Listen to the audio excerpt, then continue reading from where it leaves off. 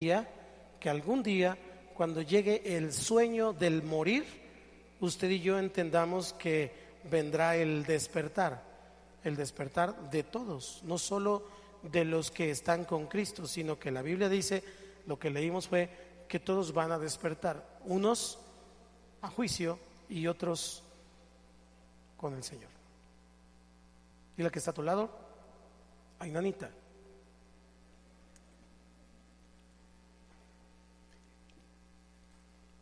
¿Qué es lo que el Señor hizo? Cuando el Señor Jesucristo viene a la tierra, Él, vamos a verlo de esta manera, Él vivió con la cruz en primer plano. Él veía la cruz, Él sabía que su objetivo y que su comisión en esta tierra era ir a la cruz y morir. Y entonces en primer plano, aquí en el frente, estaba la cruz. Pero en segundo plano, es decir, en el fondo, estaba la resurrección. Por eso dice la Escritura que Él llevaba el gozo puesto por delante, porque Él sabía que Dios es fiel, Él sabía que el Padre es bueno. ¿Cuántos dicen amén? Y en Hebreos 12:2, el escritor de Hebreos nos indica a usted y a mí, nos invita a usted y a mí a tener puesta nuestra atención en aquel que resucitó. Dice, puestos los ojos en Jesús, el autor y consumador de la fe, el cual, por el gozo puesto delante de él, sufrió la cruz. Había un gozo puesto delante de él, pero había un sufrimiento. Primer plano, sufrimiento. Segundo plano, resurrección. Sufrió la cruz, pero gozó la resurrección. Usted y yo en primer plano estamos tomando nuestra cruz todos los días, pero en segundo plano tenemos la esperanza de que un día vamos a resucitar. ¿Cuántos son salvos? Si usted es salvo, ya la libró, porque entonces no va a despertar para condenación, va a despertar para estar eternamente con el Señor. Dice la Escritura entonces aquí, menospreciando el oprobio, y se sentó a la diestra del trono de Dios. Nosotros entonces tenemos que seguir a Jesús. Nos llamamos cristianos, nos llaman cristianos porque seguimos a Cristo, seguimos sus pisadas, seguimos sus huellas. De tal manera entonces que lo que leímos en Romanos decía que usted y yo hemos muerto a través del bautismo, simbólicamente. ¿Cuántos ya se bautizaron? Simbólicamente hemos muerto al pecado y hemos resucitado a una vida nueva en Cristo Jesús. Pero la palabra enseña entonces que ese simbolismo es prácticamente lo que algún día ocurrirá. Las personas mueren, pero si mueren en Cristo, van a resucitar en algún momento para encontrarse con el Señor. O algunos otros no morirán, dice el apóstol, los que habremos quedado, nos vamos a encontrar en las nubes con ellos. Entonces, los que se mueren duermen y resucitan, y los que no mueren y el Señor viene, el Señor los va a arrebatar. ¿Estamos acá? No importa si mueres o vives, lo único que es importante es caminar con el Señor, es tener una relación con Dios. Eso es lo importante. Entonces, los que se van a morir, pues sigan teniendo una relación con Dios, y los que no se van a morir como yo, que vamos a esperar a que el Señor venga, vamos a seguir teniendo una relación con Dios. ¿De cuál quiere ser? ¿De los que se van a morir o de los que no se van a morir? No importa, de todos modos vamos a ir a su presencia y todos van a resucitar. El problema no es resucitar, porque eso es algo que Dios está estableciendo. El problema es, ¿para qué vamos a resucitar? ¿A vida eterna o a condenación? Vamos a leer entonces algunas citas bíblicas. George Whitefield, que fue uno de los misioneros ingleses que comenzó muy joven, a los 21 años, en Inglaterra a predicar la palabra, y luego vino a América, a los Estados Unidos, y comenzó ese primer despertar en los 1700 por ahí. Él decía, ojalá trabajare por la eternidad, orare por la eternidad, predicare por la eternidad, quiero solo a Dios. Este pensamiento de George Whitefield tiene que ver con ese pensamiento de eternidad, porque usted y yo somos hijos de Dios, y como hijos de Dios, los seres humanos entonces tenemos un ADN de parte del Señor, pero los hijos de Dios tienen un soplo de vida de parte del Espíritu Santo. Así que Adán, desde Adán y hasta que el Señor venga, todos los muertos van a resucitar. Ahora, voy a ver algunos ejemplos de resurrección en la Biblia. Antes de avanzar hacia lo que esto significa, tenemos que mirar los hechos, como si esto fuera una investigación, los hechos. Entonces, documentado estos hechos en la Biblia, encontramos, voy a poner solo 3 ejemplos del Antiguo Testamento. Primero, el hijo de la viuda de Sarepta, en Primero de Reyes, capítulo 17, versículo 17 al 24, encontramos esta historia. Después de estas cosas aconteció que cayó enfermo el hijo del ama de la casa, y la enfermedad fue tan grave que no quedó en él aliento. Y ella dijo a Elías: ¿qué tengo yo contigo, varón de Dios? ¿Has venido a mí para traer a memoria mis iniquidades y para hacer morir a mi hijo? Él le dijo: dame acá tu hijo. Entonces él le tomó de su regazo y lo llevó al aposento donde él estaba y lo puso sobre su cama. Y clamando a Jehová, dijo: Jehová, Dios mío, aún a la viuda en cuya casa estoy hospedando has afligido, haciéndome morir su hijo. Y se tendió sobre el niño 3 veces y clamó a Jehová y dijo: Jehová, Dios mío, te ruego que hagas volver el alma de este niño a él. Y Jehová oyó la voz de Elías, y el alma del niño volvió a él y revivió. La palabra aquí tiene que ver con levantarse. Tomando luego Elías al niño, lo trajo del aposento a la casa y lo dio a su madre, y le dijo Elías: mira, tu hijo vive. Entonces la mujer dijo: Elías, ahora conozco que tú eres varón de Dios y que la palabra de Jehová es verdad en tu boca. Estamos viendo el primer ejemplo con Elías.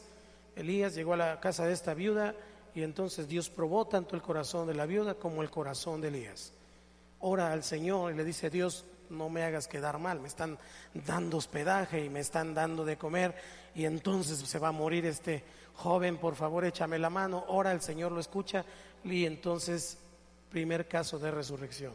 Segundo, el hijo de la Sunamita en el segundo libro de Reyes, capítulo 4, y aquí vemos al discípulo de Elías. Vaya viendo una progresión, por favor. Elías, Eliseo, discípulo de Elías, quien recibe una doble porción.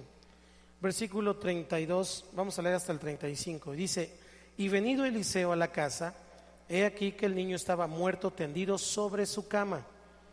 Entrando él entonces cerró la puerta tras ambos y oró a Jehová.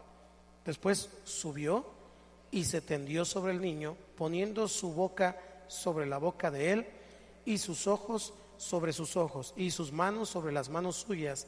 Así se tendió sobre él y el cuerpo del niño entró en calor. Ayúdeme. Volviéndose luego, se paseó por la casa a una y otra parte y después subió y se tendió sobre él nuevamente, y el niño estornudó 7 veces y abrió sus ojos. Aquí hay mucha enseñanza, no quiero desviarme, tengo la tentación de predicar cada porción, pero estamos enfocándonos solamente en la resurrección. Eliseo entonces se tiende, si se fija, vimos a Elías que se tendió. Eliseo, no quiere decir que Dios lo haga de esa manera, porque Dios a veces no hace las cosas de la misma manera, pero Eliseo vio a Elías como lo hizo, entonces él se tendió, pero entonces Dios puso en su mente poner su boca, darle como respiración de boca a boca, hacerle los primeros auxilios espirituales, y finalmente este joven, este niño resucitó. Pero no solo eso. En segundo de Reyes, en el capítulo 13 ya, Eliseo ya murió, y entonces van pasando por ahí algunos hombres. Versículo 21. Y aconteció que al sepultar unos a un hombre, súbitamente vieron una banda armada y arrojaron el cadáver en el sepulcro de Eliseo. O sea, Eliseo ya estaba sepultado, no dice si ya eran huesos o era todavía, tenía poco. El caso es que lo sepultaron allí, lo aventaron porque venía una banda y dijeron, ya no nos da tiempo de enterrarlo, entonces lo aventaron en el sepulcro de Eliseo. Y cuando llegó a tocar el muerto, los huesos, mira, así dice que los huesos, no había leído bien. Y cuando llegó a tocar el muerto los huesos de Eliseo, ¿qué dice? Revivió y se levantó. Ojo con esta expresión, se levantó sobre sus pies, resucitó. Entonces estamos mirando algunas resurrecciones corporales del Antiguo Testamento. El asunto es que estos hombres que resucitaron volvieron a morir. ¿Vamos aquí? Para ir haciendo una diferencia con la de Cristo. En algún momento vamos a estudiar eso. Ahora quiero ver algunos del Nuevo Testamento, algunos ejemplos del Nuevo Testamento. Primero los que fueron resucitados por Jesús mismo. Primero está la hija de Jairo, allí en Marcos 5:35 y hasta el 43. Le dije que íbamos a leer la Biblia hoy. ¿Le gusta leer la Biblia? Es que yo entiendo que la fe viene por el oír, y el oír por la palabra de Dios. Mientras él aún hablaba, vinieron de casa del principal de la sinagoga diciendo: tu hija ha muerto, ¿para qué molestas más al maestro? Jairo había venido para pedirle el favor a Jesús que fuera a orar. Entonces llegan y le avisan que ya la hija murió. Pero Jesús, luego que oyó lo que se decía, dijo al principal de la sinagoga: no temas, cree solamente. Diga conmigo, cree. Ahora dile al que está a tu lado: cree solamente. Y no permitió que le siguiese nadie sino Pedro, Jacobo y Juan, hermano de Jacobo. Y vino a casa del principal de la sinagoga y vio el alboroto y a los que lloraban y lamentaban mucho. Y entrando les dijo: ¿por qué alborotáis y lloráis? La niña no está muerta, sino duerme. Y se burlaban de él. Mas él, echando fuera a todos, tomó al padre y a la madre de la niña y a los que estaban con él, y entró donde estaba la niña. Y tomando la mano de la niña, le dijo: Talita cumi, que traducido es: niña, a ti te digo, resucita. Y luego la niña se levantó y andaba, pues tenía 12 años. Y se espantaron grandemente, pero él les mandó mucho que nadie lo supiese y dijo que se le diese de comer. En este primer pasaje, donde encontramos a Jesús mismo operando este levantamiento de los muertos, vemos a esta joven. Si se fija, lo que hace falta para que comience a haber resurrecciones, yo creo que en algún momento de nuestro caminar con Dios vamos a empezar a ver milagros y señales tan poderosas como el resucitar de los muertos. ¿No las sabe por qué no las hemos visto? Porque nos cuesta creer. ¿Y sabe por qué no creemos? Porque no tenemos doctrina al respecto.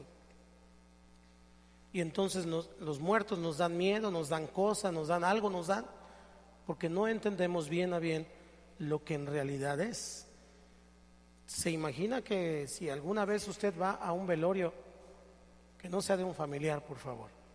Ok, pero va a un velorio y usted se anima a orar por el muerto y le dice: levántate, y que se levante?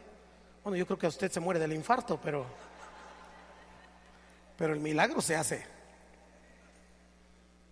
Yo me he atrevido y en algún momento, aquí está mi esposa, no está. En algún momento le compartí con un niño que en Cuautla estuvimos, y yo estuve orando y en algún momento le dije que se levantara. No sé si me crea o no me crea, pero me da igual, porque de eso se trata este asunto.